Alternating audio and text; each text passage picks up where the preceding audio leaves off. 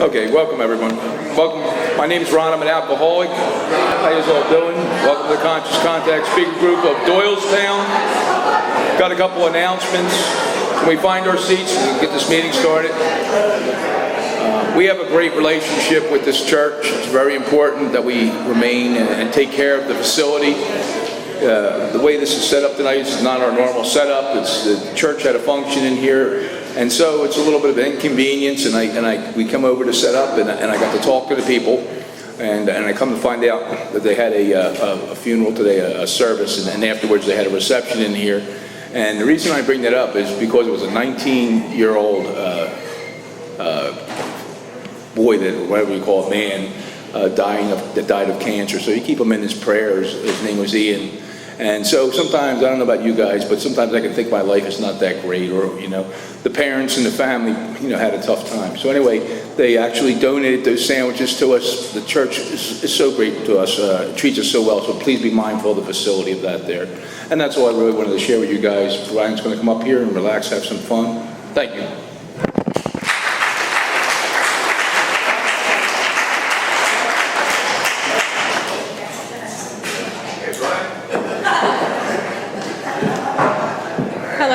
I am not Brian. I am Teresa. I'm an alcoholic. Welcome to the Conscious Contact Speaker Group of Alcoholics Anonymous. This is a 1-hour speaker meeting that meets every Saturday evening right here at St. Paul's Lutheran Church, 301 North Main Street in Doylestown, Pennsylvania. The business meeting for this group meets every Saturday at 7 p.m. to 7:30 p.m. right here. The purpose of this group is to provide a consistent message of hope and recovery through God reliance and service to others through the practice and teaching of the 12 steps. We record all speakers so that others may benefit from their message of recovery. If you wish not to be recorded, simply ask. This is an open meeting of Alcoholics Anonymous. The group would like to welcome everyone, especially newcomers. Is there anyone new or from out of town that would like to introduce themselves with their first name?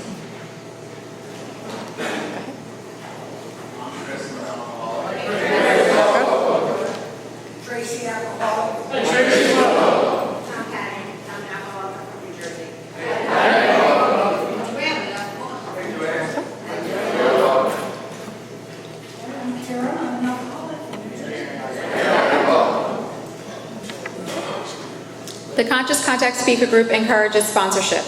Would anyone with working knowledge of the 12 steps and is willing to sponsor, please raise your hands. Are there any announcements for the good of AA?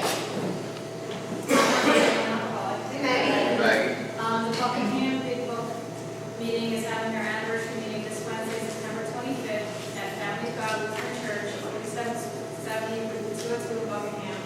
Food and fellowship at 6 o'clock and there's a speaker at 7. My name's Ken, I'm an alcoholic. We're having a Halloween party if anybody wants to come. Fellowship. There's no meeting, but it is a fellowship. Tickets are $6 at the Perkins Fire Company on October 26th, 8 to midnight. So if you want to come out and join us, we have a DJ, 50-50 raffle, a bottle for apples, all kinds of fun stuff. Thank you. Hi, I'm alcoholic Dave. And District 47, which is our neighboring district up in Sellersville, next Saturday is having a grapevine workshop. Registration starts at 9:30, and it's at St. Paul's Church on Green Street. Again, that's in Sellersville, not too far from here. If you want more information, come and find me at the end of the meeting. Thank you. We have meeting lists and big books on easy terms. Please see me or any home group member after the meeting. If you cannot afford a big book, the Conscious Contact Speaker Group will give you one at no charge. Anyone willing to make donations for the purchase of big books and CDs to help those who can't afford them can put donations in the jar on the table marked Big Book and CD donations. If you would like a CD of any speaker, past or present, see me or Ron before or after the meeting. They are available free of charge. At this time, Nama is going to come up and read the preamble.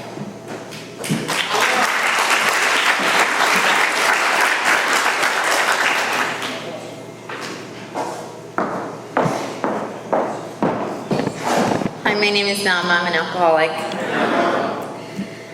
Alcoholics Anonymous is a fellowship of men and women who share their experience, strength, and hope with each other that they may solve their common problem and help others to recover from alcoholism. The only requirement for membership is a desire to stop drinking. There are no dues or fees for AA membership. We are self-supporting through our own contributions. AA is not allied with any sex, denomination, politics, organization, or institution, does not wish to engage in any controversy, neither endorses nor opposes any causes. Our primary purpose is to stay sober and help other alcoholics to achieve sobriety. I'm going to turn it over to Eileen.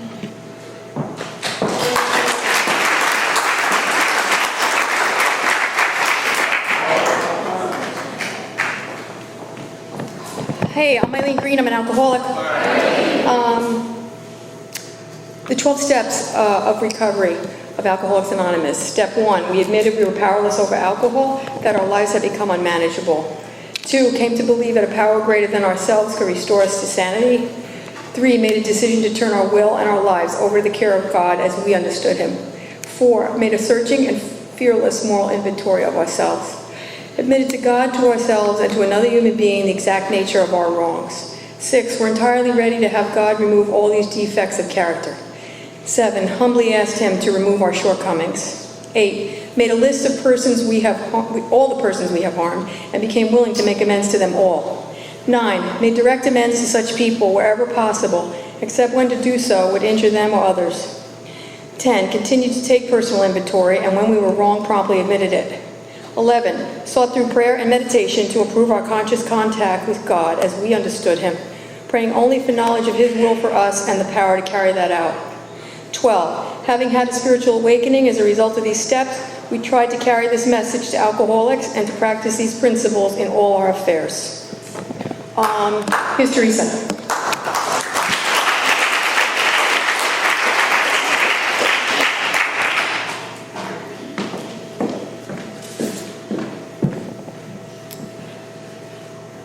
Our 7th tradition. Every AA group ought to be fully self-supporting, declining outside contributions. At this time, I would like to pass the basket. We have no dues or fees, but we have expenses. The group provides many services. Your donations cover rent, big books, CDs, events, and workshops. A reminder that our group, the Conscious Contact Speaker Group, does have a Facebook page. There were a lot of announcements tonight. Please feel free to join our group on Facebook as well as to post your announcements within the group. And we have one other announcement that Chris R. from Texas will be speaking here on December 14th. So more to come about that. There's absolutely no smoking on church property. Please take a moment to silence all cell phones and limit movement during the meeting to avoid distractions. And now please help me to give a very warm welcome to a good friend of the Conscious Contact Speaker Group, Joanne from the Pen to Paper Group in New Jersey.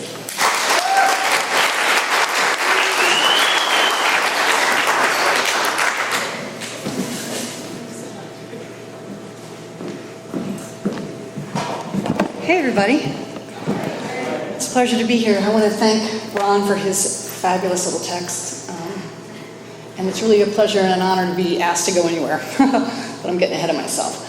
My name's Joanne, I'm an alcoholic. Hi, Joanne. I haven't had a drink or any of its substitutes since May the 5th, 1984, which for me is a big deal because I like drinking. I'm particularly fond of drinking and some of the other substitutes. My problem is that I can't drink and not have problems. And if I could, I wouldn't be here talking to you. I don't know where I'd be, which is another problem. So, real quickly, what it was like. It was a lot of fun. It just was a lot of fun. Until it wasn't. And it wasn't a lot of fun very quickly. And then by the time I was 15 years old, I was being carried out of school and arrested. So, I was one of those people that caught on quick.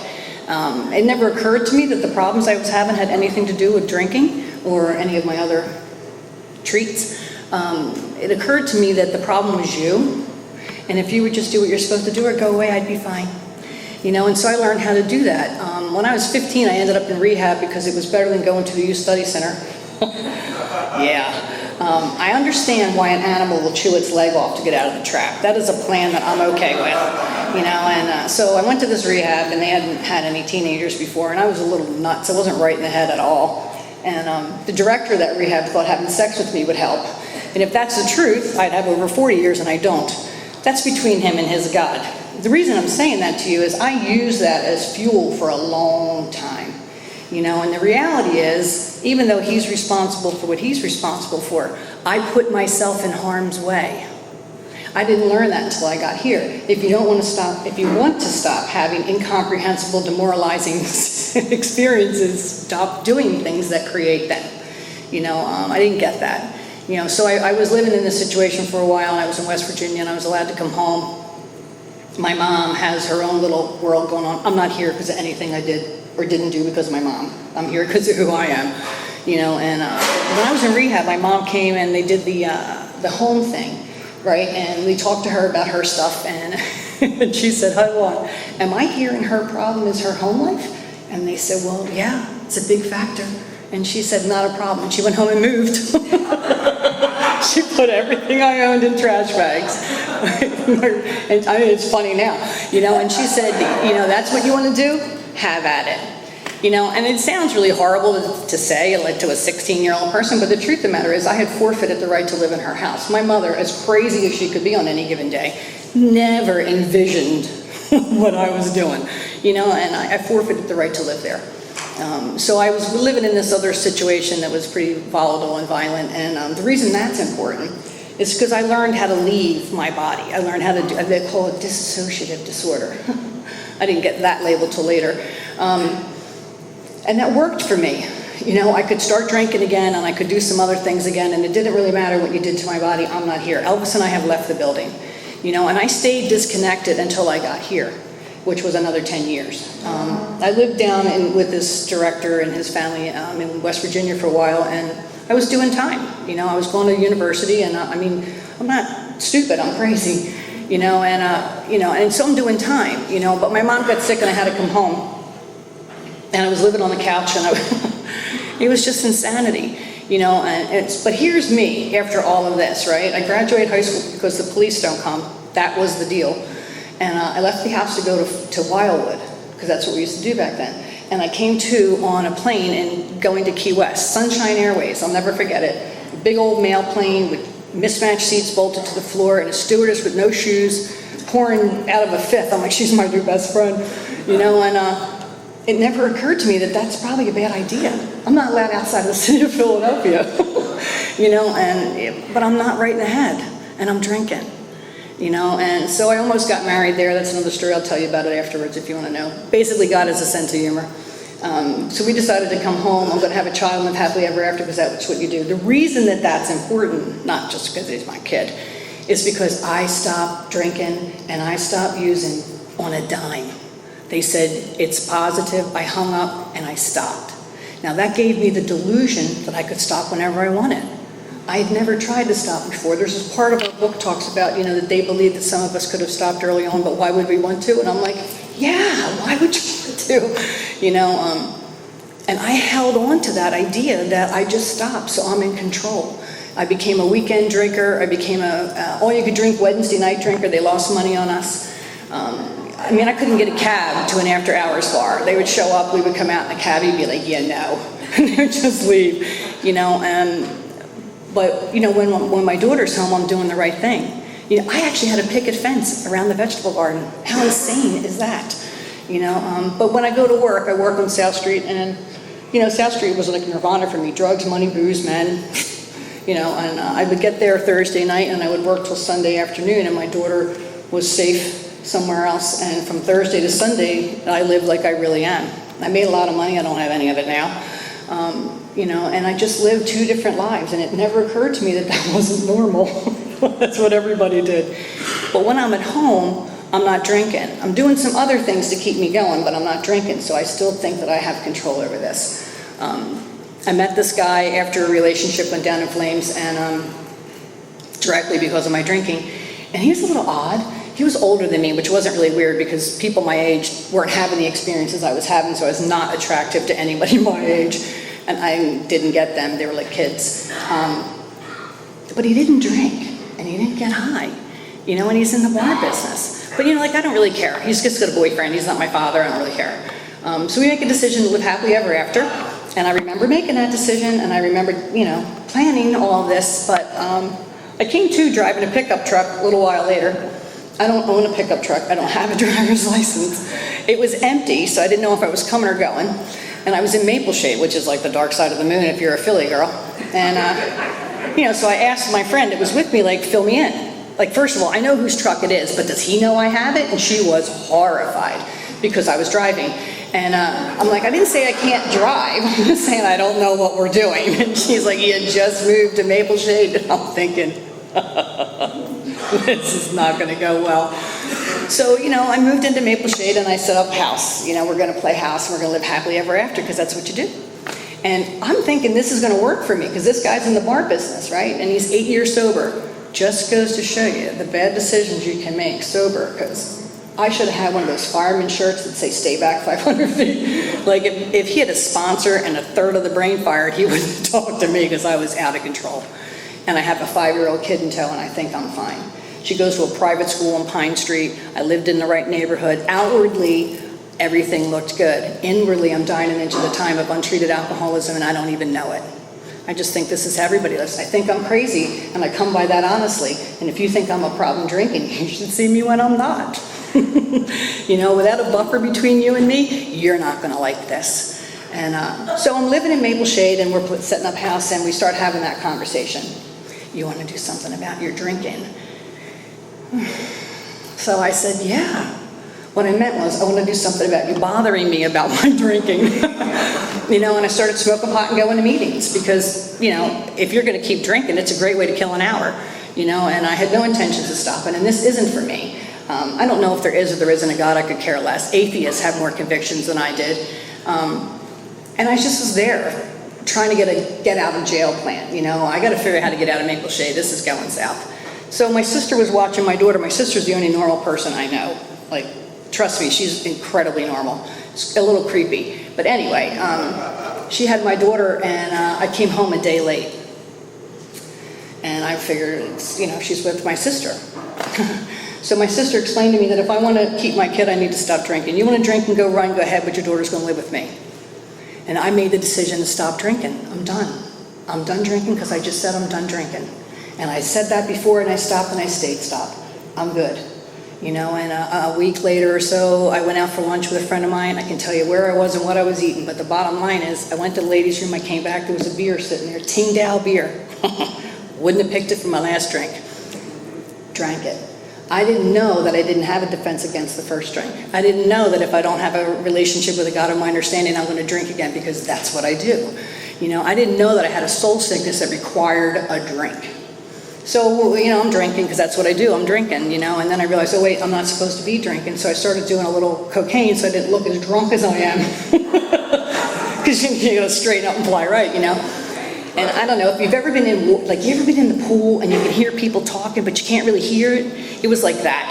I overshot the mark a little. And so I called the hotline to find out how long the deafness lasts, because you need to know. Like, I can't hear. And I'm drunk, and the guy starts talking to me about 12 steps in recovery. And I'm like, dude, I just need to know if the hearing thing is permanent. And he said, I don't know, I'm not a doctor. And I'm like, thanks for your help, click. And so I went home and picked a fight. Because now he doesn't know I can't hear him. He's not talking to me, it doesn't matter. So I'm laying on the couch. I don't know if any of you got sent to the couch. I'm not allowed to sleep upstairs with the adults. And I'm laying there and I know that I'm going to have to give my daughter up because my sister's going to hear about this. And my sister, unlike me at the time, if she said she was going to do something, she did it. You could bet money on it. And I remember the last time I was at a meeting in that little window, where I thought I had it, I was saying something that didn't need to be said. Let's just leave it at that. And this old guy, Bill Mulford, sorry, the guy saved my life, but anyway, he wasn't nice. He said, stop talking. We don't want what you have. And you don't know what we have because you're not doing what we do.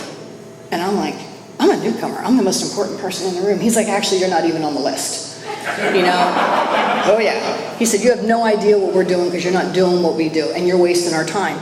The most important person in the room is the person who's doing something with what's being given to them here, and that's not you. You don't want to be here, leave. You're not chained to the chair. You're not court sent. You don't want to be here, go. What do you need, $5? And I'm like, you should be nicer to me.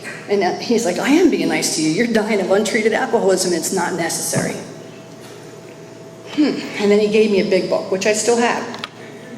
And he said, here, take this book home and follow the instructions. It's got clear-cut instructions telling you exactly how to recover, how to find a God, how to psychic change, and, live a normal life. And I'm like, I don't have an answer for that. So I just took the book and I left. Flash forward a couple days, I have this experience. So I'm laying on the couch and I remember this altercation with Bill. And I decide I'm going to go through the book and I'm going to do everything it says to do so that when I hand my daughter over, I can have a clear conscience. Now, I had one when I was like a kid, and I remember it was fun. I liked it. And so I'm going to do this. I'm going to read this. It's not going to really do anything. I mean, I've been in group therapy. Trust me. You don't want me in group. And whatever. So I start reading the book. Doctor's opinion made me feel sick. So I got through that as fast as I could. And I started reading Bill's story. I didn't like him. I just wasn't feeling Bill. That whole poetic thing. And for no reason other than God has a sense of humor, I end up flipping to the back and reading Dr. Bob's story. And I'm reading it and I'm thinking, I don't really know why I'm supposed to read Dr. Bob's story. I am not being raised by church people. I'm certainly not going to med school. That ain't happening. And then I hit the part where Dr. Bob talks about getting up every day and needing to do barbiturates so he can make enough money to drink the way he needs to drink, and then drinking himself into oblivion, swearing he's never going to do it again, getting up the next day and doing it again, and living like that for years. I got goosebumps 35 years later. I knew what was wrong with me. I'm Dr. Bob's girl. Anytime I put anything in my body, anything to get out of right here, right now, it's on. And I don't have any control over it. It's done with me when it's done with me. I don't get to choose when I stop. I can choose when I start, but I don't get to choose when I stop. And it was a horrifying little tidbit of information. And then Bob goes on to say, if you think this isn't for you, I pity you. And I took offense to that. It's a book, but I'm offended that this guy is pitying me. Yeah, not right in the head. And, but it did something to me. It changed me. And then we talk about where Bob's talking about, how he got drunk again because he wouldn't go out and make amends. And I'm thinking, I'm not amending. I'm not amending to anything. Whatever. So I go back and I start reading the book, and the steps are really not that hard. It's really not that hard. I made a decision. I admitted I was powerless over alcohol, and I was in alcohol. My life was unmanageable when I was a teenager in front of a judge. It's like a minimum female. Who doesn't know that? Came to believe that a power restored me to sanity. Well, I wasn't sure about that one. And Bill said, well, I think you were probably saying right between when you were born and when they slapped you. It was a little window, but you can get back there, and then turn my will and my life over. I don't even know what that means. Skip. And I like that it said that it's of little vital importance. And I'm like, sweet. But then you turn the page and it says, unless it's immediately followed by an attempt to move the things that block us from God. And I'm like, well, that's just a cheap shot. You should put all of that in the same place. And I don't know what's blocking me from God because I don't know if there is a God or isn't one, and I don't care. So I go down and I write the inventory, which is very, very easy. Resentments, do I know you? You're on the list. Do I not know you? You're on the list too, because people, institutions, don't get me started. So that was an easy one. That whole admit to God, God knows everything anyway, why am I telling God? I was nuts. Another human being? No. I'm not admitting. I don't care if you got pictures, it's not me. I'm not admitting anything to anybody. Just not doing it. And I won't repeat what I said when I humbly asked God to remove my defects of character because I realized how grossly inappropriate it would be. But just suffice to say it wasn't a prayer, except I came to find out later that you can pray to God in anger, insanity, sadness, joy, it doesn't matter, God hears it all. And then the rest of the steps don't apply to me because I don't owe anybody anything. And done, check, check, check, done. So I don't, the next day was horrible. The birds are it's early. And I don't mean the birds are chirping. I mean the birds are chirping. I don't remember much of it. The following day was a Monday. And I was standing in the bank making a deposit. It hit me getting hit in the head with a bat. I haven't stolen any money to go get something. I haven't had a drink. I don't have a plan. I'm the kind of person that starts drinking between my bedroom and the bathroom because life comes at you fast. You just don't know how the day's going to go. You got to get ahead of it. And I'm into day 2, and it's just gone. That thing is just gone. And I don't have an explanation for that. I don't understand that. And it's not God. Don't start with the God thing, okay? It's probably a nervous breakdown. Let's wait and see. So I ended up going to the meeting because that was really the only place I was allowed to go. And I told this old guy, Bill, what happened. And when he was finished laughing at me, he said, oh, that's what we've been telling you. Oh, that's right, you wouldn't know you were high. And I said, oh, come on, Bill, I just had a relapse. And when he was done laughing at me, he said, you can't have a relapse unless you actually intended and tried to stop. And I'm like, don't talk to Bill. That's the best I could come up with, just don't talk to Bill. And he was right. Like, I never intended to stop. I wanted to drink and not have problems. When they say, like, find somebody who has what you want, I wanted to find the people that were drinking and not having problems. I haven't found them yet. I don't know if they're out there, and I'm not looking anymore. He pointed out to me that a God that I don't believe in just did for me what I couldn't do for myself. And I didn't have an answer for that. You asked, you received. And I'm like, oh, okay. And then he pointed out to me that, like you hear people say all the time, I earned my seat in here, I earned my seat in here. I said, no, you didn't. And when you were out there, you forfeited everything of value. You didn't earn anything. You earn your seat in AA with what you do in AA. And if you don't get busy, you're going back, whether you want to go back or not, because you're an alcoholic and that's what we do. And I'm like, does he talk like this to everybody? He's not nice. He's a Quaker, Yeah, and he told me, like, if you don't find a way to live sufficiently better than the way you're living now, you're going back whether you want to or not. And you better get busy. This is not about drinking. And I'm thinking, well, this is Alcoholics Anonymous. I think it's all about drinking. And he was like, no. If it was about drinking, you could just stop drinking and you'd be okay. Are you okay?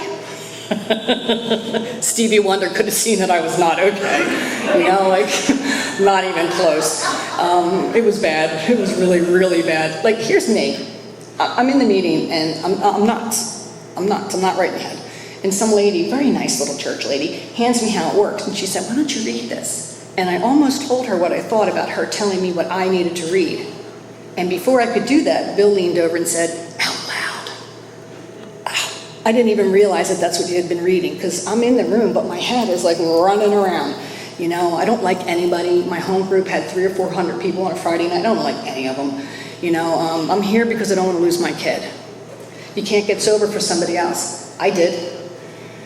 Anyway, so I'm reading how it works, and I stumble over that constitutionally incapable, and he leans over and says, it's too soon to tell. I remember thinking, like, I got to get away from this guy. This is not nice, But the truth is, it was too soon to tell. I was still not right in the head. I hadn't had a psychic change that our book talks about. Those old ideas had not been thrown aside. I hadn't learned to live away sufficiently better. I was just between drinks. I was doing that just don't drink and go to meeting AA. If it's working for you, God bless you, no judgment here. But for me, that's a recipe for suicide, homicide, a whole lot of other sides, none of which are good for me. And for me, the cost of my next drink is my daughter, and I'm not willing to pay that. Like, what corner do you want me to sell the flowers on? I'll do it. I did everything that old man told me to do. We were laughing about some of the commitments that I got on my way up here. He would sign me up for stuff when I wasn't even there. And I would come to the meeting and he would be like, you got your job. And I'm like, nobody in their right mind would have voted for me to have that job. And he's like, it's your job, do it or don't.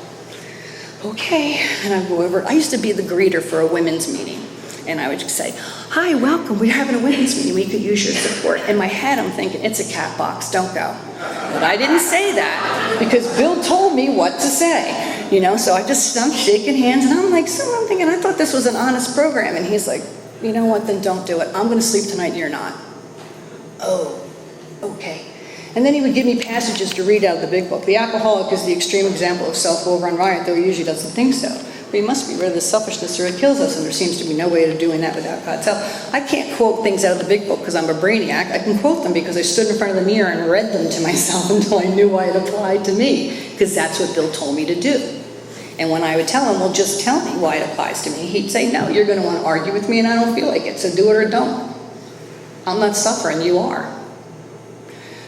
I eventually just stopped arguing with Bill and I just did whatever Bill told me to do, because in spite of my insanity, my life was starting to change. In here, where I live with myself. Out here, it was still a little dicey. I did marry that guy with 8 years. We decided to have a child. Life goes on. And I had a real hard time functioning out here because in here I was still not right with myself. I had it backwards. I thought we clean up physically, emotionally, and spiritually. But that's not what our book says. Spiritually has to come first. And I didn't understand that. When I was like 2 years sober, my mom killed herself and I almost got loaded. And I'm here to tell you, I'm a drinker. and I'm a pothead, and I couldn't swallow saliva. I couldn't breathe. My sister's like, great, I need this. You're like having a heart attack on me, yay. And they took me home, put me to bed, and Bill told me, like, a God that you don't believe in and don't rely on just saved you, did for you what you couldn't do for yourself. And when you figure out that drugs and booze are bad for you, this is gonna get a whole lot easier. And from that day to this, I've never thought a drink or drugs gonna solve anything I have. That sealed the deal with me for God. I don't understand God in the way a lot of people want to debate. What I understand is that God just is and God provides. I'm provided for every day, whether I like it or not. And one of the things that Bill taught me was I'm not allowed to ask God to keep me sober. It's not God's job. It's God's job to give me everything I need to stay sober, and then it's my job to do something with it. So I need to get up every day and thank God for giving me everything I need to be a woman of grace and dignity. And trust me, if I'm drinking, I'm not a woman of grace and dignity. I don't even know any. And so I started doing that. I got up every day, and I thanked a God that I didn't really believe in or kind of understand what that dynamic was, for giving me everything I need to stay sober today. And my life started to change out here as well as in here. I had that psychic change. I used to have this really volatile temper, and I used to get in a lot of fights. I didn't win them. It didn't stop me. Sober, and the old guys who raised me here gave me like 5. You can have 5 episodes between now and the end of the year, and then we don't want to hear about it. We don't care if you get locked up, don't call. So I'll be having a little episode, and I catch myself, oh, I'm only going to have 4. I don't know, man, it might not be worth it. I'm going to run out, And all it did was make me stop. That restraint of pen and tongue. Not something I'm feeling.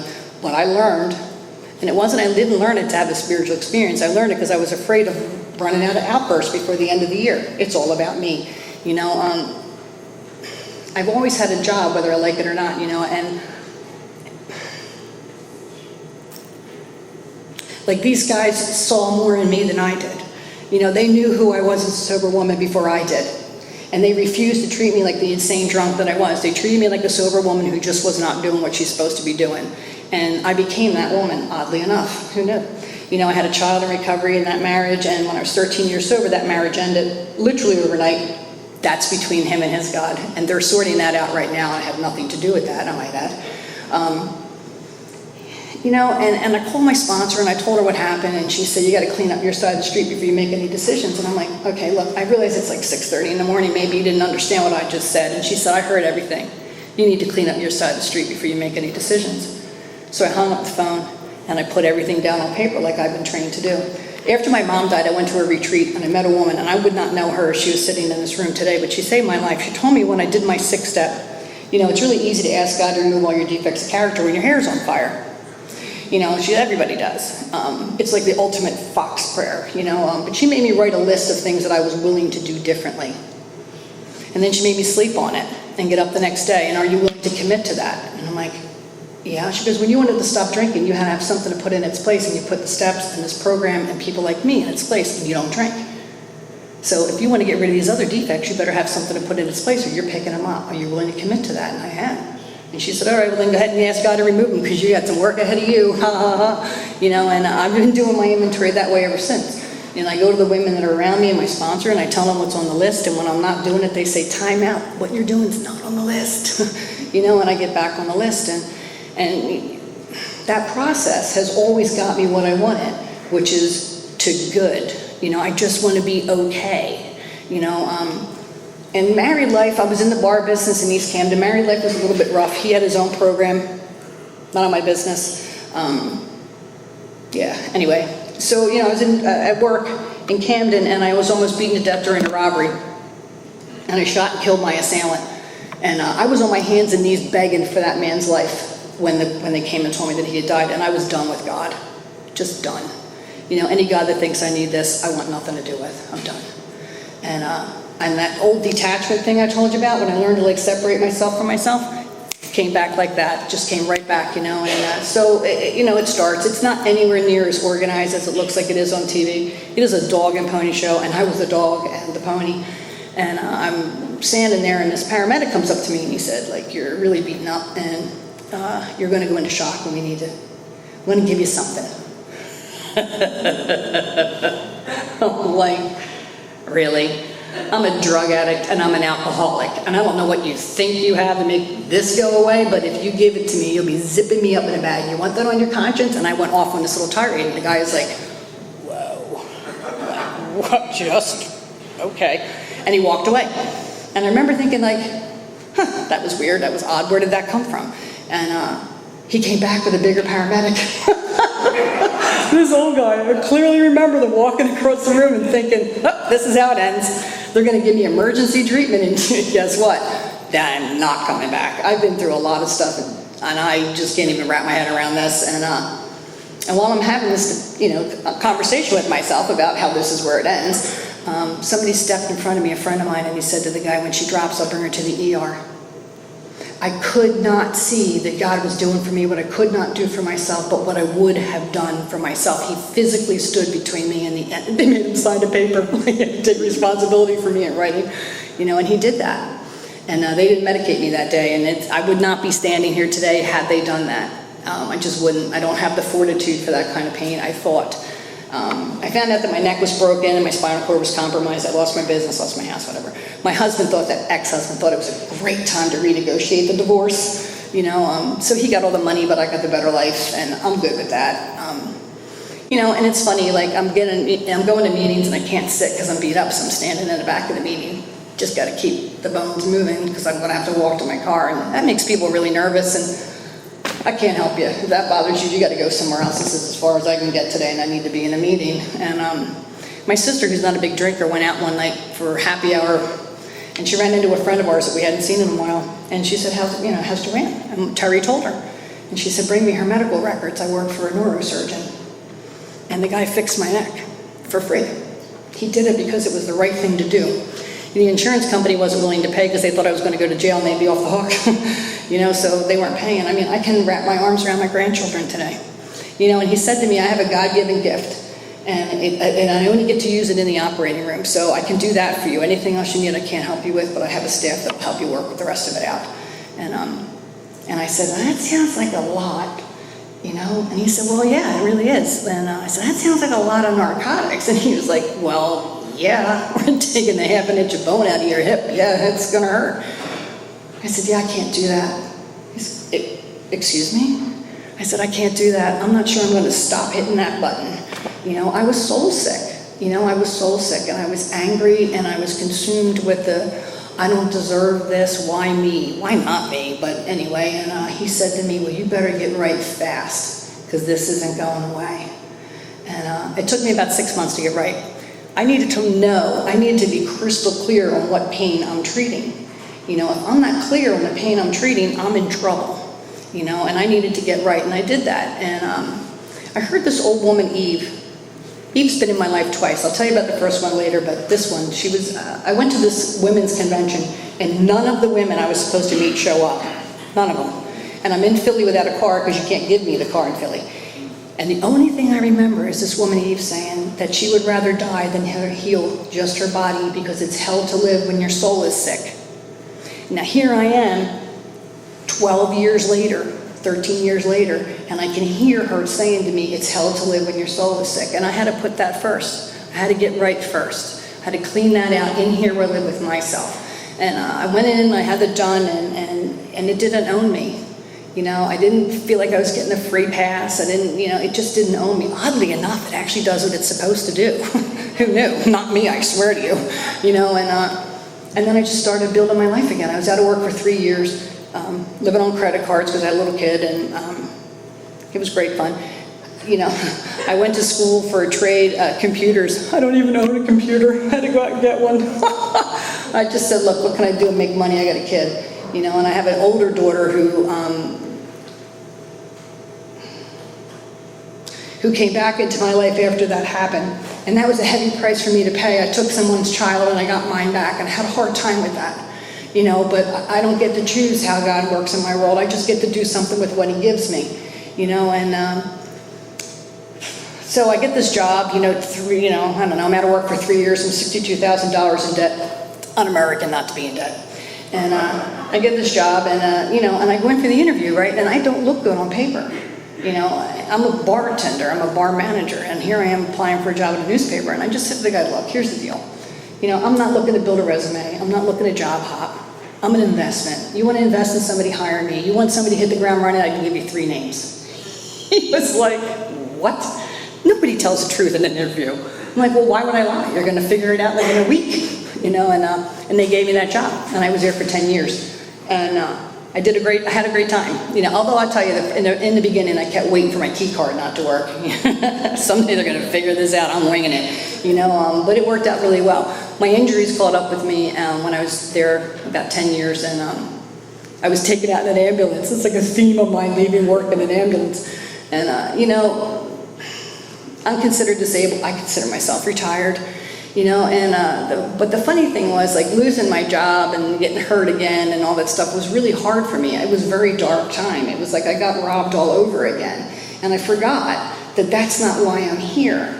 I'm here to be of maximum service to God and others. I'm here because I'm supposed to be a woman of grace and dignity who can teach somebody else how to do that. I'm here because I'm supposed to get up every day and do the same things every day and get the same result every day, which is free. And I wasn't free. I was busy doing a why me, poor me routine. And when I got into what I'm supposed to be doing, I got free. You know, I had gotten married again. He's a really strange guy. He does not change personalities when he drinks. I don't understand that. You know, I don't get it. But he understands that this comes first. You know, since I met him, I've had women live in my house. I've had women live in his house when I moved over there. You know, it's just what we do. It's what I do. He's used to, like, I may have to get up and leave a dinner thing. I'm sorry, I can't go out. I have a commitment. It's already on the calendar. You should have checked the calendar, honey. You know, like, there's things on my calendar that can't be moved, and that's just the way it is. You know, because if I'm not doing this first, he's not going to want to be in the same room with me, let alone married to me. You know, and what I do is very simple. You know, I get up every day and I thank God for another day. I get up every day and I thank God for giving me everything I need to stay sober. And then I go out and do something with what I'm given. You know, we were talking before the meeting. My sponsor is the best. Her answer to everything is, thank you, God. Thank you, God. Thank you, God. Sometimes I have to wait to call her. I'm just not there yet, you know. But that's the answer I get. So I was having a really hard time and about something that doesn't matter now. And she said to me, why don't you write a gratitude list? And I'm like, oh, stop it. 25 things a day for 30 days. Excuse me? She said, honey, I don't care if you say you can pee when you want to and you have teeth and brush them. That's 2 separate things. Now I can't stop laughing. And she starts going down the list of things to put on the list. And she's pretty funny. All right, I'm in. I'll try it. I'll do anything. It talks about that in our book. Didn't we agree to go to any length for victory over alcohol? Yes, I did. I sure did. I got sober for my kids, but I stayed sober for me. You know, and I'm willing to do anything not to be crazy. I don't have to worry about a drink. A drink that will be the least of my problems. Our book talks about if you cut yourself off from the sunlight of the spirit, the insanity of alcohol returns, and we drink again. And for us to drink is to die. You know, and Bill would tell me, don't worry about dying, everybody dies. You're not going to die. You're going to live a long, tortured existence. You know, now Bill's been gone a long time, but I could still hear that. And so he would tell me, like, your job is to not cut yourself off. Don't let the insanity return. If the insanity doesn't return, you won't want to drink. And I can choose today. Everybody talks about, oh, I can never drink again. Yes, you can. Yes, you can. Not successfully. So, you know, she tells me what to do, and I just do it. I'm not debating with her. She has what I want. She watched her husband die. They had a motorcycle accident. She laid in the street and held his hand and watched him die. And she was grateful that they were together, and that he went out doing what he wanted to do, and that he was sober, and he was on good terms with his family and his children. And I remember thinking, oh, if I could get halfway there, I'm golden, because I'd be raging. You know, she just doesn't. It's not, there's no point in it. You know, it's all thank you, God. So all my little complaints, I have to put thank you, God, in front of them. My stepson sold my car. Thank you, God, I have a stepson, and thank you, God, I have a car to steal. Ugh, you know, whatever. So I'm doing this list. It's funny now. It wasn't funny then, you know. I'm doing the list, and I call her up, and I'm like, Penny, I think I'm cheating.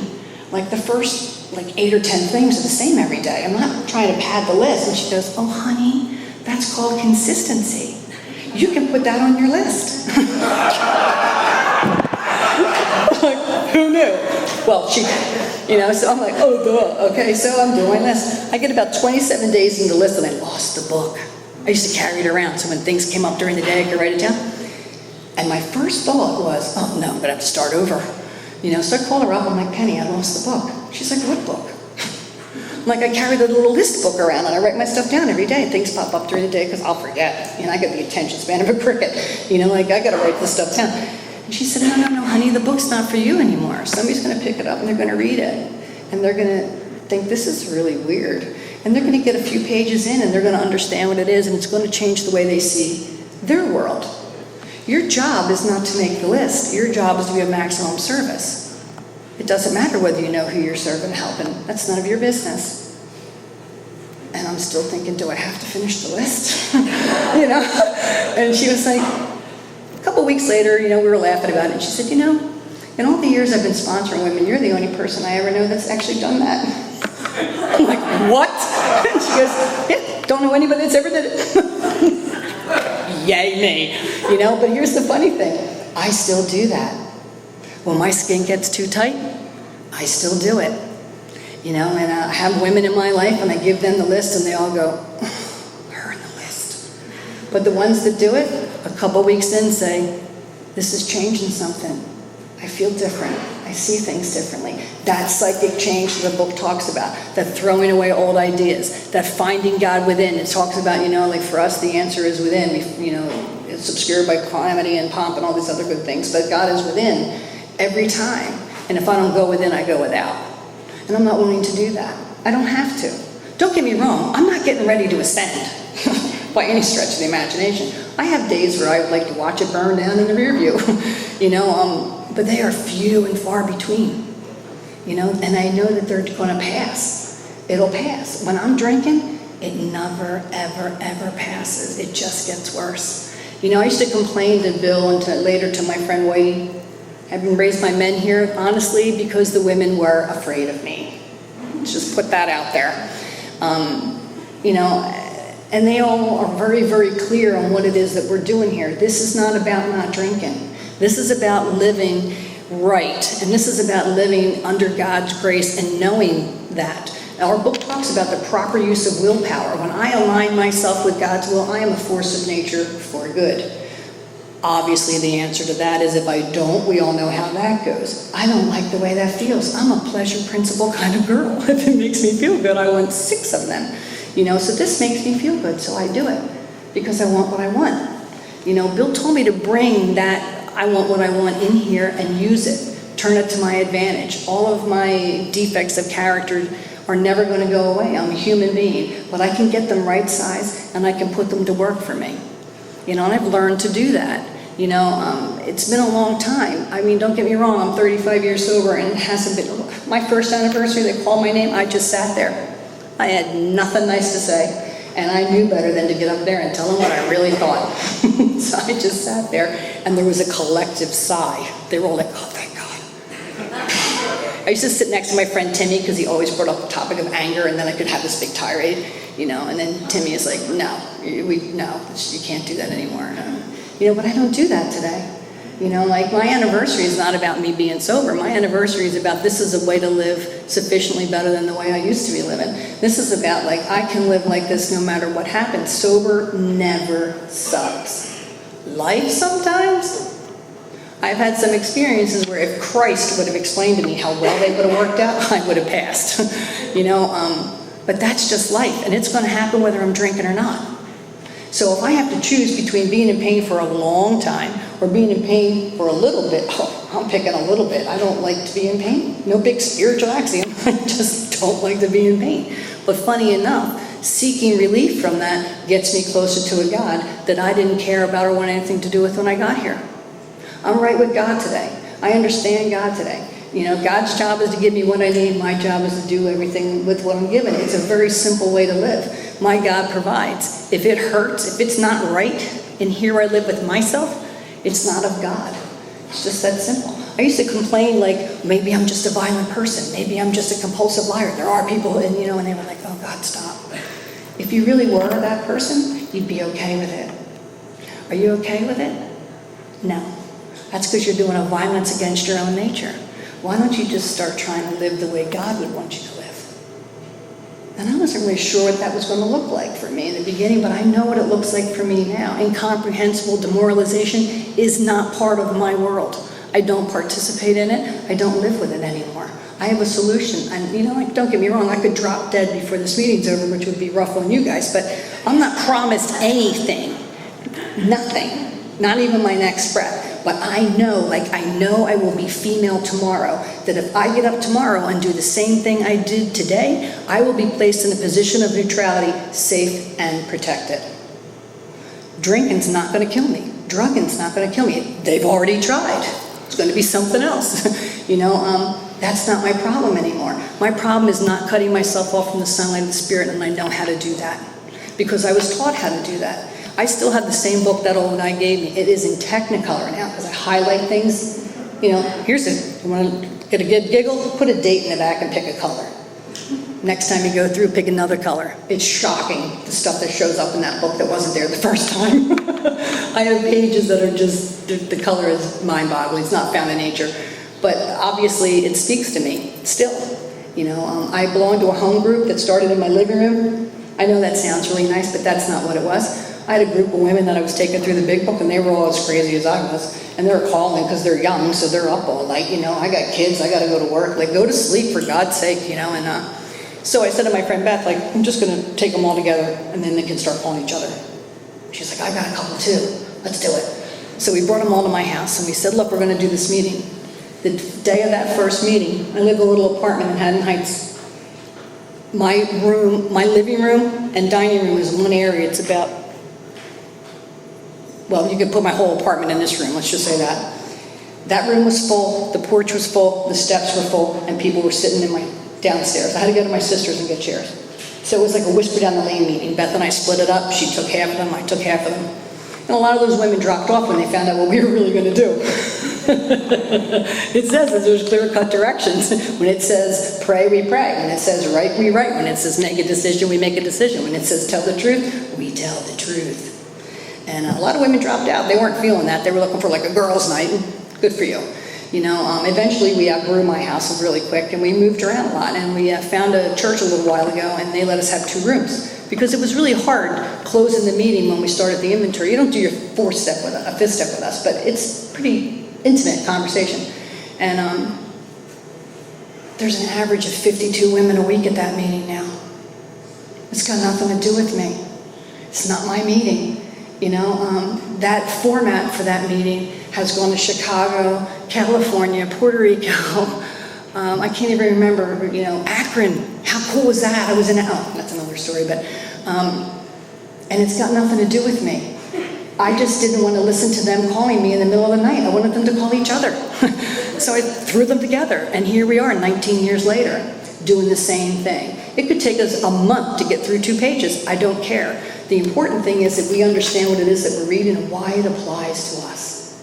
And once we're all good, we go to the next page. You know, when the women are ready to put pen to paper, that's how we got our name. We go into the back room, and we don't move on until everybody's good with whatever that piece of that step is. First thing we do, resentments, and then we talk about that. When everybody's good, then we move on. And it doesn't matter if it takes 6 weeks or 6 months to go through the steps. We go through the steps as outlined in the big book.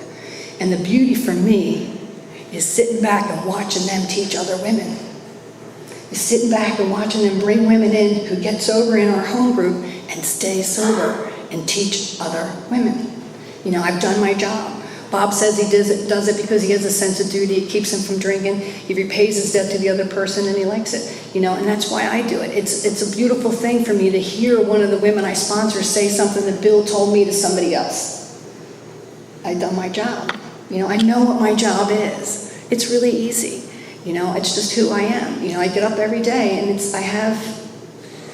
I know what I'm supposed to do, and I do it. And the days that I don't do it, because trust me, again, I'm not getting ready to ascend, they're not good.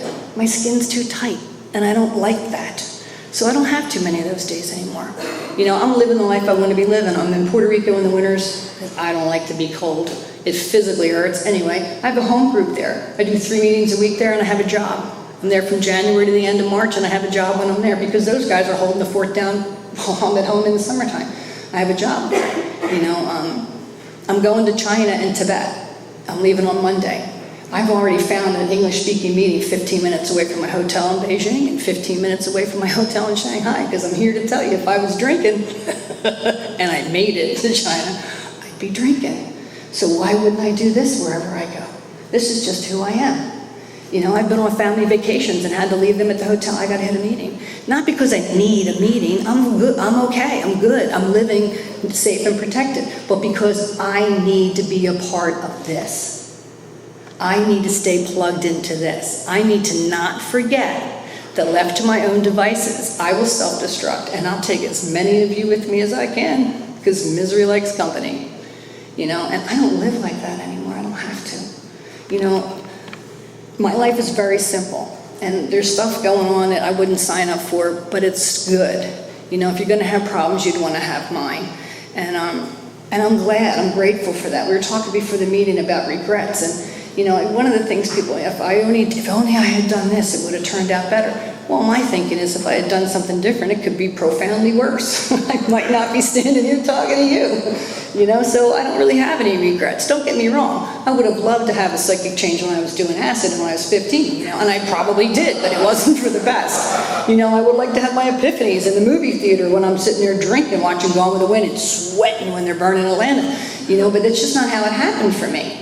You know, I had to suit up and show up. I had to be willing to do anything. Bill asked me, like, well, what are you willing to do? And I hesitated. He said, don't come back till the answer is anything. And I followed that man around like a starving dog, because I was. And I'm not anymore. I'm a free woman today. I can do whatever I want and go wherever I want. I'm not afraid of anybody. I ran into a woman whose life I threatened, and she took it seriously enough that she avoided me for 10 years. And I ran into her in front of my children and had to make amends to her in front of my children. And I can do that today because I know who I am. It's not a sad, scary story. I'm not ashamed of who I am. I'm not ashamed of where I've been. I love my life. I love my life. And the only reason I can say that and mean it is because I'm living the way I was brought up to live. I'm living the way God intended me to live. Change your will, your attitude in your life, turn it over to the care of God. I change my attitude and my actions. That's my will in my life, or my attitude and my actions. I change them and my life changes in here where I live first. And then that makes out here where I live better for you, which makes it better for me. You know, so for me, it's just a matter of, just like when I was drinking, I got what I wanted every time I twisted off, so I just kept twisting off. Well, I get what I want when I come here and follow the instructions, so I just keep coming here and following the instructions. And it says also that, you know, our book is meant to be suggestive only. We realize we know only a little. God will constantly disclose more to you and to us. Ask Him in your morning meditation what you can do each day for the man who is still sick. The answer will come if your own house is in order. But obviously you cannot transmit something you have not got. See to it that your relationship with Him is right, and great events will come to pass for you and countless others. This is the great fact for us. Abandon yourself to God as you understand God. Admit your faults to Him and to your fellows. Clear away the wreckage of your past. Give freely of what you find. And join us. We shall be with you in the fellowship of the Spirit, and you will surely meet some of us as you trudge the road of happy destiny. May God bless and keep you till then. Thanks for having me.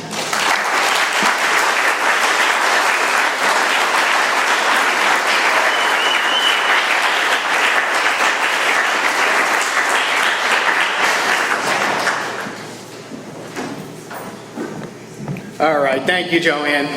Thank you for coming here and delivering that incredibly powerful message. You did a great job. One more round of applause for Joanne.